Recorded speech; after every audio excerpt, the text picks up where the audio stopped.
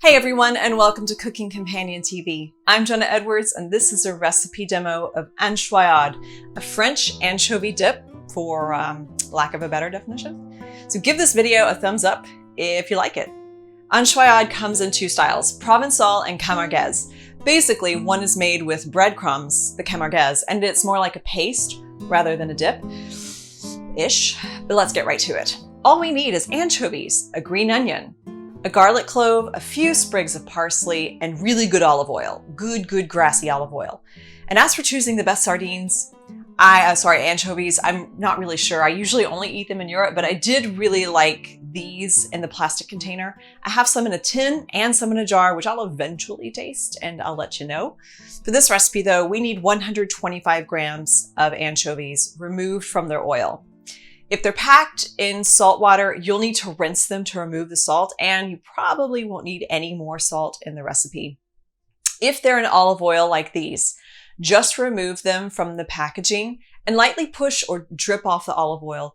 You're going to put more oil in here, so it isn't imperative to get all the oil off, but I don't recommend using the same oil from the packaging because that would just be way too much on the anchovy flavor. Loosely chop the green onion and garlic.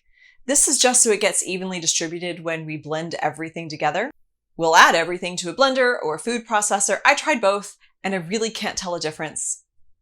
We also need 3 to 4 sprigs of fresh parsley thrown in with the green onion and the garlic, and just a pinch of sugar to balance out the bitterness of the raw garlic. Add the anchovies and blend it to make a paste. It should not take long for that to look unrecognizable. That's when you'll add the olive oil. We will use about 10, almost 11 tablespoons of olive oil. Now, that's a conversion from the original French recipe that I used. I had a lot of extra oil sitting on top of my paste, so if you want to try a little less, maybe see how 8 tablespoons works for you. Using all the oil makes it pretty thin, which works out just fine when you serve it because this is so intense that you aren't trying to get a lot of it onto your vegetables. This isn't like ranch dressing where you're like literally trying to inhale it. You just want a little. So keeping it thin does have a purpose.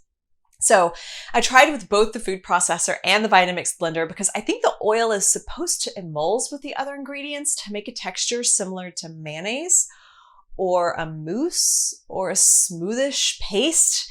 Neither of my batches looked anything like that, but the flavor was still impeccable for both of them.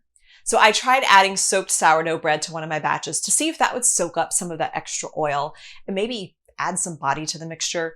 But it did add body, but it was just thick and still it was lumpy. It was still wonderful to eat also. So the only method I did not try was blending the soaked bread with the other ingredients before adding the oil. I also soaked my bread in water, but milk is also an option, and I don't know if that will help. Adding the bread makes it Camargese, like I said earlier. Not adding the bread makes it Provencal. For the leftovers, you can stir it into a mayonnaise and make a rough Caesar dressing, which honestly should be fabulous on some super fresh lettuce. This also freezes well, so you can just scoop out a spoonful like once a week for a super stank salad dressing. Now let's talk about vegetables. This is best served with long, sexy leg vegetables that have been bought the day of serving. For instance, for the best carrots, get skinny ones with the greens still attached. That lets you know how fresh they are. But remove the greens as soon as you get home because the greens will continue to draw nutrients out of the root, which we want to eat. Now in France, they cut off the leafy ends of the stems and just leave those long spikes. I think it's just pretty. And give your carrots a good scrub rather than peeling them for this. Younger carrots are sweeter and they're better for raw eating. And of course, if they're a little thicker, I would cut them in half. You also want young squash, like yellow squash and zucchini. If you can find them with the blossoms still attached, that's even better. We'll serve them whole or slice them into long spears. Same with all the other vegetables. The young versions will be best for raw applications. I also have here endive leaves, celery sticks, radishes, and cucumbers. I also had fresh green beans, but I forgot to photograph those. Now to serve, you can spoon a little anchoiade on the plate and then, just like run your vegetables through it.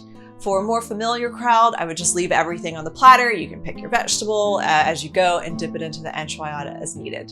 But please, oh please, let me know if you try this one. Get the ingredient list below or at cookingcompaniontv.com/anchoiade. Give this video a thumbs up if you like it and subscribe to this channel for more demos just like this. I'm Jenna Edwards, and thanks for watching.